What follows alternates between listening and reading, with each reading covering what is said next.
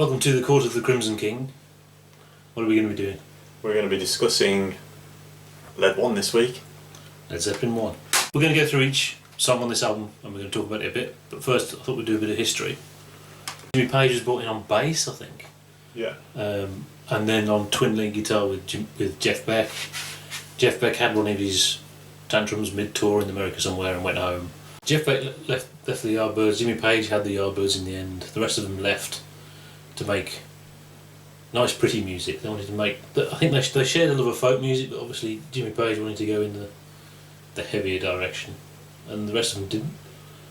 And a couple of members went on to form Renaissance. Yeah. Which is a good band. Nothing like Led Zeppelin, but very proggy and keyboardy. Point of interest, Kev. Yeah. Why is lead spelled LED? The story goes, I don't know how true this is, but the myth is that Americans would mispronounce it as Led Zeppelin. I don't know why just Americans, but I thought people would think it was Led Zeppelin, not Led. So they had their eye on the state, firmly on the States. Yeah. From the beginning. Then. From the beginning. That's I think that's quite significant. Yeah. Why? Because originally they were slated to be called the Yardbirds too, weren't they? The New Yardbirds. Oh, that's it. The New Yardbirds. Why didn't they go with that? Because they weren't the Yardbirds, I think. And he had a tour booked. He had a manager, which was Peter Grant. Yeah. So he was onto a good thing, but he knew what he wanted to do. But Yeah. I think that's what's significant. And went and got people. He got John Paul Jones because he knew him. He wanted another singer, whose name escapes me, who turned it down, and somehow found Plant. Yeah, and he was a complete unknown, random guy from West Brom. Yeah. And turned out to be Incredible. the definitive. Yeah, definitive rock singer. Yeah. And Robert Plant brought John Bonham with him. Yeah, from Redditch. And a little bit of context for the album. What was happening in music at this time? It's obviously a monumental period in music history. It really is. It really is. You've got the Beatles in full flow, still going. You've got Jethro, Tull. You've got Pink Floyd. Not necessarily the best Pink Floyd period, but Pink Floyd were there. And you got Frank Zappa really starting to come into his own as a composer, a unique composer. Yeah. All sorts of stuff happening that we're not even going to list here. Yeah. The Who. The Who around. They did Tommy. Yeah. They released Tommy in the same year as this. And all, yeah, but obviously amazing time for music. Okay, so first song. Should we do first song? Yeah. What's the first song? When I asked you, what is the first song on Led 1? So you went Down, down. Down, down. Good times, bad times. Yeah, fantastic introduction to Led Zeppelin, really. That heaviness, and it is an odd song in that it has a poppiness to it. It's got harmonies in the chorus. Yeah. And it does sound more 60s. But I think the thing that makes it is the drumming. Yeah. I'm not a massive Bonzo fan, but do you know, since I've listened to this album a few dozen times over the last week, I've become more of a John Bonham fan. Yeah, as you say, it's a great intro. It's very distinctive. It opened Celebration Day, is that right? yes. And that was considered quite controversial. Yeah, it was a surprise because as I said, it's not really representative of Led Zeppelin. Even though it's got that intro, it's a poppy song, and I think Led Zeppelin do pop very well. They only did it very, very rarely. I'd say there's about 4 poppy songs they ever did. Yeah. Interestingly, that Led Zeppelin themselves, I think it was John Paul Jones said they never played it live before 2007, which is not true. They did play it in 1970. If you can get hold of some of these excellent bootlegs, don't buy it. It's on YouTube. Basically, LA 1970. In fact, the American tour 1970. I know they played Good Times, Bad Times as part of the Communication Breakdown medley. And if you can see here, you can see. So I recommend seeking that one out. Buy the albums first. But yeah, get hold of that. Next song. Babe, I'm Gonna Leave You. Yeah, introduces the folky stuff. Yeah, there's a Joan Baez connection to this one. It's associated with Joan Baez. It was kind of her song before Led Zeppelin, but she didn't write it. It was already a cover version of something else. It's very significant because it's really introducing the folk stuff. And this track gets the head bouncing a little bit. Yeah, I mean, it is a great song, and it is heavy. It's heavy folk. You Shook Me. Now You Shook Me, controversial, because You Shook Me. This is a fantastic version of a Willie Dixon song. It really is great.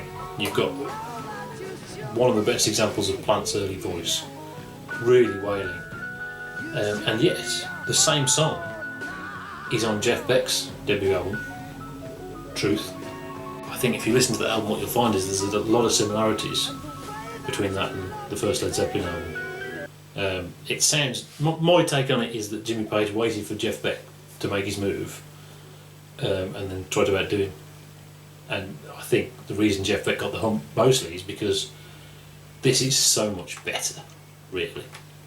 You know, I mean, Jeff Beck had Rod Stewart, but you know, Jimmy Page got this random guy from the Black Country, and he was amazing. Yeah. He actually blew Rod Stewart out the water. It's quite long for a blues song. 6 minutes 28. Yeah, well, it's solos. You got a bit of organ on there, John Paul Jones organ. Yeah, and that comes across quite well actually. Yeah, and also Plant's harmonica playing, Yeah. which I think is great. Yeah. Actually, and that's a really good example of it. I mean, this is the blues roots of Led Zeppelin coming through quite strong. Yeah. On this one. And that's a fact. That's fact. That's the truth. The truth is, this is a better album. It's That's better. fact. It's immeasurably better. Jeff Beck is a far better guitar player than Jimmy Page, but Jeff Beck is a far better guitar player. Full stop. So, Right.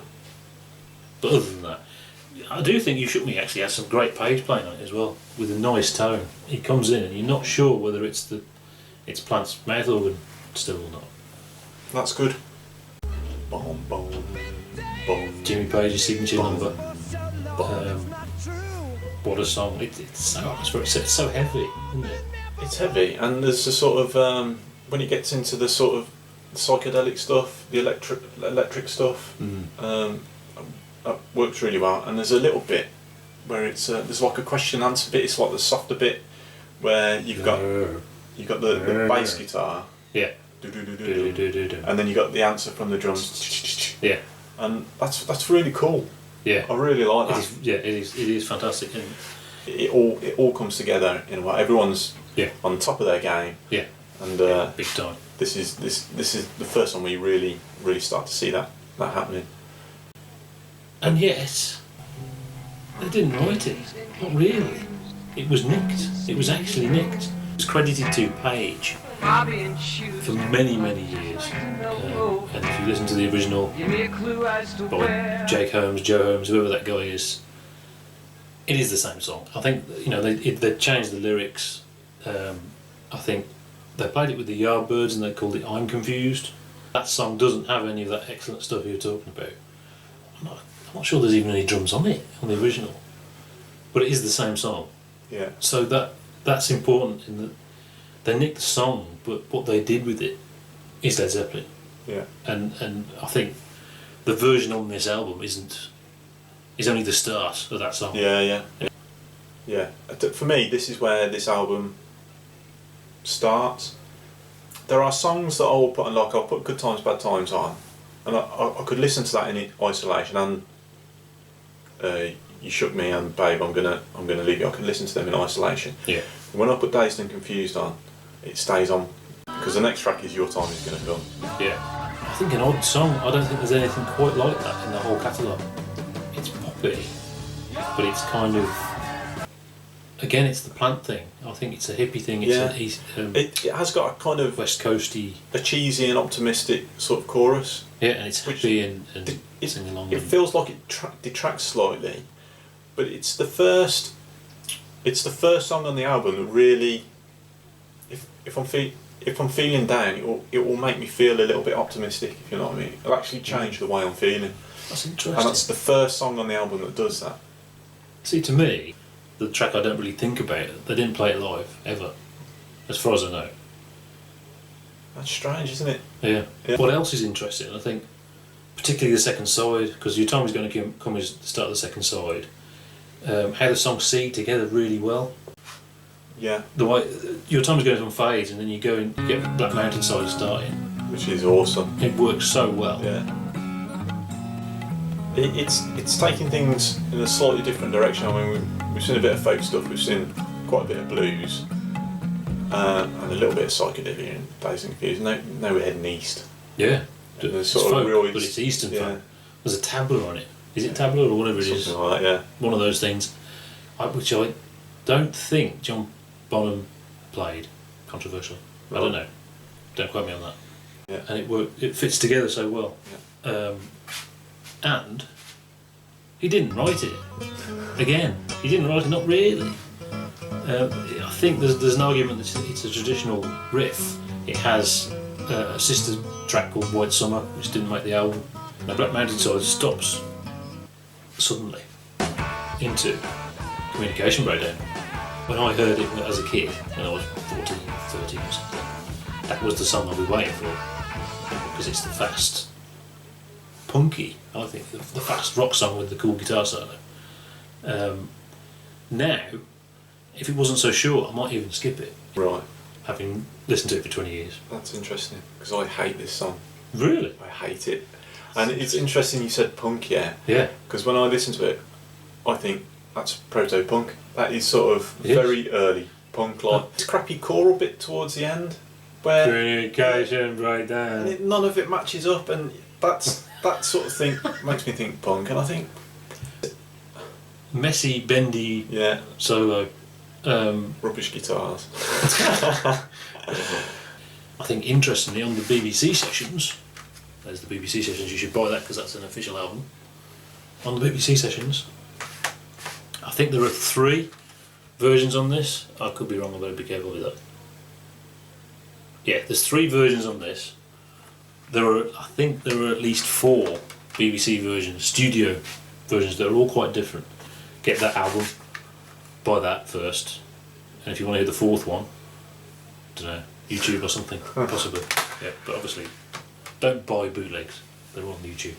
This is a Willie Dixon song as well. I think this is important, it's a blues song, it's prototype Led Zeppelin. I didn't feel it actually added anything new into the mix. No, It's because just- it comes towards the end of the yeah. album, you've already... obviously you shook me and I Can't Quit, and you do much the same thing. Yeah. Okay, and then we come to our next point of controversy. How many more times? The last song. Great page riff. It's an extended piece with jams and stuff in the middle. Not credited to Plant. The reason it's not credited to Plant is he didn't write the lyrics. They're nicked from a... What is? There's a song called How Many More Years. Yeah. Don't know. This is rubbish, isn't it? I may have read somewhere that Jimmy Page said Plant was supposed to change the lyrics but never bothered. Right. But this album is, they're saying this is what we're bringing to the table, we're going to do this. And they did, they went on and did it, Yeah. big time. So that's okay. To me that's okay. They should credit people obviously, but one of the things in the middle of the song is actually another cover version, Yeah. which was completely uncredited, called The Hunter.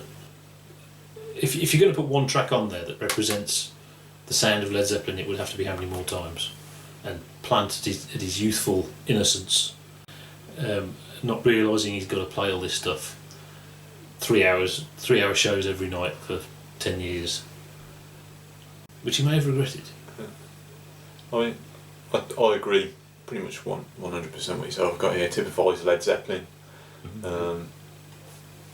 It gives prominence to everyone. I mean, everyone has their bit to play in it, but they don't drown each other out. There are progressive parts in there, and there's sort of like haunting, echoey stuff going on, and some pretty interesting guitar work going on. Another controversy actually.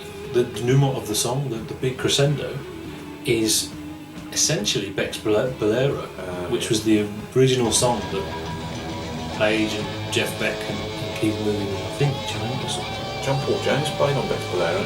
Oh, Jean Paul Jones. Yeah.